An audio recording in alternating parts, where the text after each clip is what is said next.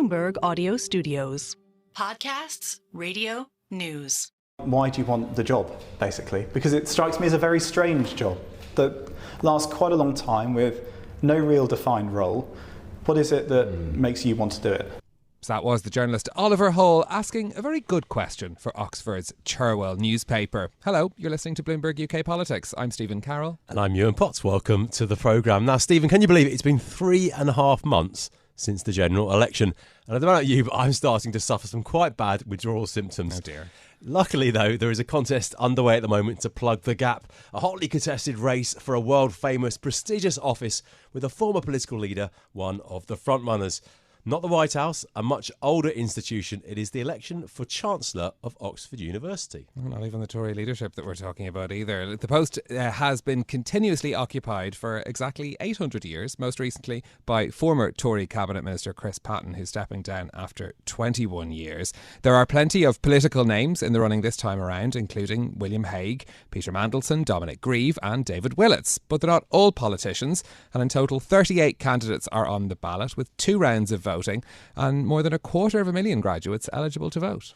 Blimey, and it's a bit of an unusual election as well. Active campaigning is traditionally frowned upon, though one academic grumbles to the Spectator that it's already gone on longer than the Tory leadership race. Well, let's speak to one of those in the running for the job, Elish Angiolini, who's head of St Hugh's College and Scotland's former Lord Advocate. Elish, thanks for joining us on the programme today. Now, why should anybody who doesn't have a connection to Oxford be interested in this race?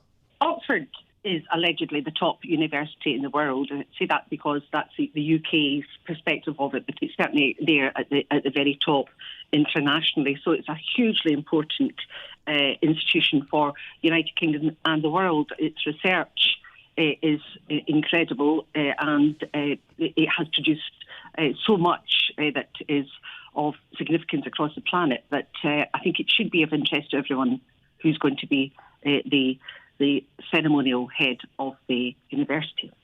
Now, you're not a former politician, but there are a lot of former politicians interested in this job, and there is a history, as we learned, of politicians having the job as well. Why is it, do you think, that we see so many people from Westminster, or formerly of Westminster, attracted to this job? As you described, traditionally there have been a lot of politicians, and politicians are usually very good advocates. They're very good at speaking on behalf of individuals, so I suspect that that's a particular strength. Although I wasn't a politician, I was a government minister. I was, as you mentioned, Lord Advocate, which is the Attorney General, so I wasn't a member of any political party ever. But I did have to provide advice to government as the Lord Advocate, so I had to appear in Parliament and be accountable for my role there. So I sort of lived among politicians, but I certainly wasn't one of them. Chris Patten, the current holder of the post, has been doing the job for 21 years. The next holder will be limited to 10 years. But how do you see the job evolving, and what kind of issues do you think that you will need to put to the government on behalf of Oxford University? I think, first of all, that there needs to be a clear understanding about the role. The role is not one which is, as you said, political, either with a capital P or a small p in that sense.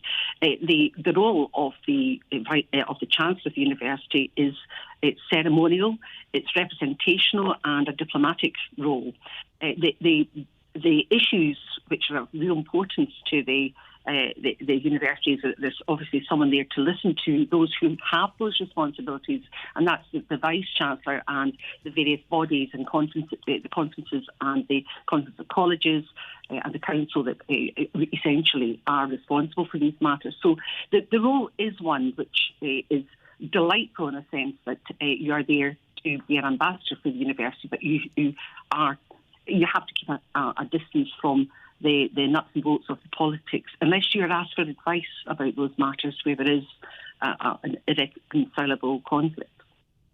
Nonetheless, though, it is still a figurehead position at, as you've pointed out, an important British institution. And I do wonder to that end whether there's influence that you'd like to be exerting if you were to win the position on particular issues. You know, think about funding for higher education, which is a massive issue, perhaps not necessarily for Oxford, but certainly for the sector at large.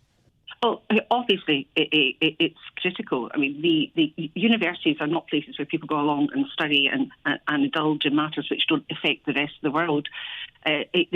What's being produced in universities are future jobs, future industries, and future doctors, lawyers for the world. So they're hugely important, and therefore, if there was to be a reduction in the income to allow universities to proceed, I think it would be a tragedy for the whole world, particularly one where it is one which has such a worldwide impact as Oxford. You don't have to look at the COVID inoculation. The reality is it's an investment for the future. And we have to continue supporting universities for that very good reason. When I attended university in late 1970s, it was free. And therefore, I feel that as much as possible, we need to try and subsidise the costs of universities for those students who can't afford to come to universities. And not just because of the fees, but because of everything else that goes with it. You know, the residence costs, etc., and the cost of just being a student. So I think I'm sympathetic to that simply because I would be hypocritical if I wasn't. I would not have been at university if it hadn't been free for me. So for me to suggest that there should be huge hikes would be, I think, appalling. But at the same time, I recognise that it has to be funded. And I think it's for the government to take that responsibility to ensure that the universities are funded correctly to make sure that the economy and the rest of the country benefits from its output. Well, on that issue of widening access, this is something that Oxford has been making efforts to do for many years now. Is there more to be done on that front? And do you worry about pushback from the traditional constituency of privately educated students and their parents? We want the best students here. We want the brightest students in the world here, and therefore there's it's not a patronising exercise for people on the basis of benevolence. You won't get into Oxford unless you're very, very bright. That's the bottom line. But the advantage that comes from having had a background where you're articulate, you sound very pleasing, and someone like myself has an accent which is slightly alien to many people, and where there wasn't an environment where there was an expectation that you go to university or that you would be polished in such a way as to be very attractive during an interview, it is significant. Therefore, that's what we've got to look at. And our fellows, our tutors, when they are looking at candidates, are trying to get to the bottom of, is this person really got a very raw, high level of intelligence, because otherwise being at Oxford could be pretty miserable. Do you think it's right that Oxford has such an influence on the political sphere? I'm thinking about obviously the number of graduates have gone on to be Prime Minister and in senior political roles. But I mean, that's demonstrated in the field of people who are running for this job. Is Oxford serving the political class as well by being so influential? I think it does, and because it's not something which you can characterise as middle class. It's one which you have people from all over the planet studying at this college. So we're not just influencing future politicians here, but also across the world. So it's hugely significant in that context. And I think it has traditions of debate, traditions of becoming involved in world issues and debating those, and as a result of that, it's a good training ground for politicians of the future. I want to ask you about a live political issue in higher education at the moment. The last government, the Conservative government, that passed the Higher Education Freedom of Speech Act, the current government says it wants to put that on hold.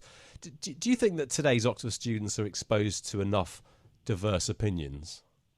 I think they're probably exposed to vastly more opinions than, I have no idea what age you are, but certainly at my vintage, that we were exposed. We didn't have mobile phones. We didn't have access to world views in the way that the current generation have. So they're not confined to the limits of whatever came on the television that night. They have much greater access and influence. So I think actually they're in a much better position than my generation were.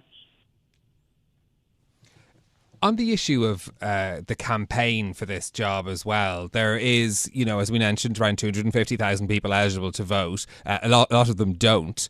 Do the politicians involved have an unfair advantage with their experience of campaigning? What's your experience been like? I suppose the result will be an indication as to whether or not that is the case or not. Of course, they're used to debating. They're used to being in the public sphere, but as a non-political candidate for the role, and as you have been here for 13 years in Oxford, heading St Hugh's College, so I love the place. But we get involved in debates. I have to speak publicly, and I, of course, as Lord Advocate, I had to go and prosecute murder cases and other very serious crimes. So debating. In fact, I was a debates convener at university as well. So I don't think it's. I think it gives you that confidence, but I don't think it is something which is confined to politicians. There are many other people in the community who are confident in the public sphere.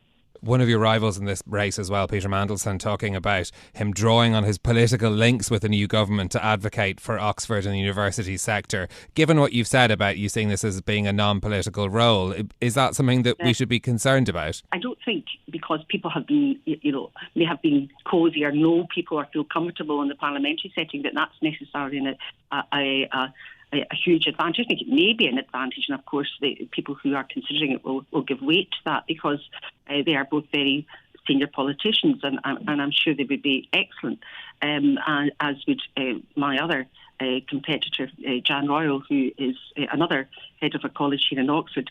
So I'm not in a position of saying, there is one that they are not, but they're in a better position because of that. I think I have a very wide range of contacts and in government and across the United Kingdom, and therefore I feel confident enough to put my hat in the ring, and I think that I would be a decent candidate, and that I would do my very best to represent this university as an ambassador and as someone who has had 13 years of raising funds for the college here.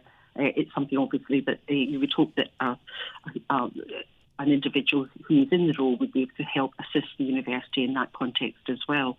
Elish Angiolini, one of the 38 candidates running for Chancellor of Oxford University. Thanks so much for joining us on Bloomberg UK Politics. You can find the full list, by the way, of all the people in the running for that job on the Oxford University website. That's it from us for today. If you like the programme, don't forget to subscribe, give it 5 stars so other people can find it on Apple Podcasts, Spotify or wherever you listen. This episode was produced by Tiwa Adebayo and our audio engineer was Sean Guastamakia. I'm Yuan Potts. And I'm Stephen Carroll. We'll be back with more tomorrow. This is Bloomberg. Bloomberg UK Politics. Listen weekdays at noon on DAB Digital Radio in London.